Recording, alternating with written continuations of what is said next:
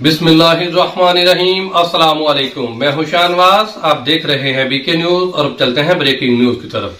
खबर शामिल करते हैं अटक से। रिपोर्ट तैयब अवाम से।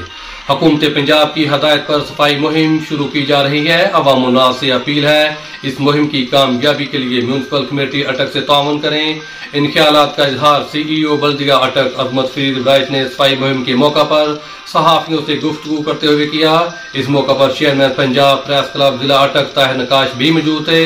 अजमत फरीद वड़ाइच का कहना था कि कूड़ा किरकट को कूड़ा किरकटदान में फेंकें, वाल चेकिंग से परहेज करें, पार्क बगात को साफ सुथरा रखें, पब्लिक वाशरूम को साफ रखें, खुले मेन होल की इतला बर वक्त म्यूनसिपल कमेटी अटक को दें।